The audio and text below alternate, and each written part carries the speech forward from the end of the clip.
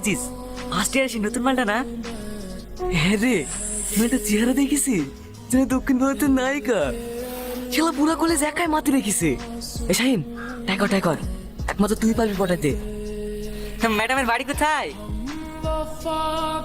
কি ব্যাপার, ম্যাডাম কথাই বলছে না? আমাকে কি ম্যাডামের পছন্দ হয়েছে না নাকি?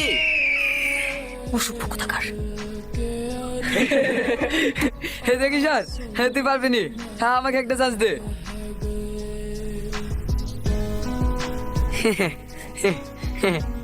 ননসেন্স। হ্যাঁ আরে তুমি অত রেগে যাচ্ছ কেন? হ্যাঁ আমরা একই কলেজে পড়ি, হ্যাঁ একটু বন্ধুত্ব তো হতেই পারে তাই না? দেখেন, আপনার সাথে বন্ধুত্ব করার কোনো ইচ্ছা আমার নেই। আপনি আমাকে ডিস্টার্ব করবেন না। হ্যাঁ আরে ইচ্ছা হয়ে যাবে, একটু সুযোগ তো দাও। হাত ছাড়েন, জানোয়ার কোথাকার। যদি আমার গায়ে হাত দেন না, এর পরিণাম কিন্তু খুব খারাপ হবে। আমি কিন্তু পুলিশকে ফোন করতে বাধ্য হবো। আজকালকার ছেলেগুলো না মেয়ে দেখলেই জ্বালাতে শুরু করে। শুধু ছেলেদের দোষ দিলে হবে? মেয়েটা পোশাক দেখছেন না, অসভ্য মেয়ে একটা।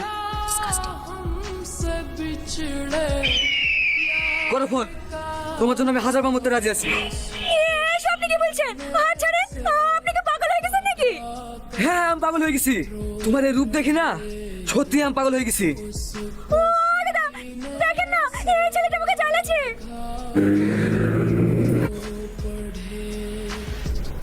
ছাড়ুন আমাকে, আমার বাস চলে যাবে। আরে বাস চলে গেল তো কি হলো, তোমাকে পার্সোনাল গাড়ি করে বাড়ি পৌঁছে দেবো, তুমি শুধু আমার সাথে চলো। আমার বাস চলে গেল, আমার বাস চলে গেল। দাঁড়ান, আমি তোকে যাবো। একটা বার ছাড় আমাকে, ছাড়।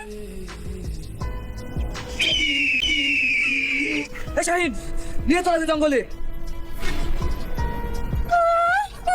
আমাকে বাঁচাও। এই আছিস, ঘরে কোনো অসুবিধা হবে না তো? আরে না না, আমার চাচা এমএলএ, কোনো অসুবিধা হবে না তো। লেখে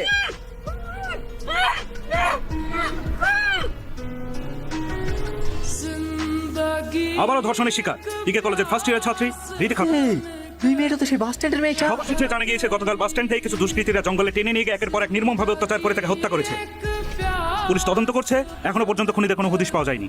আর কতদিন চলবে এই অত্যাচার? মা বোনেরা কি আজ কোথাও সুরক্ষিত নয়? কি করছে আমাদের সরকার? জবাব চাই জনতা।